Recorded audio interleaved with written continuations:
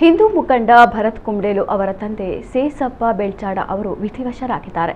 ಕಳೆದ 3 ತಿಂಗಳಿನಿಂದ ಅನಾರೋಗ್ಯದಿಂದ ಬಳಲುತ್ತಿದ್ದ ಅವರು ತಮ್ಮ ಸ್ವಗೃಹದಲ್ಲಿ ಇಹಲೋಕ ತ್ಯಜಿಸಿದ್ದಾರೆ.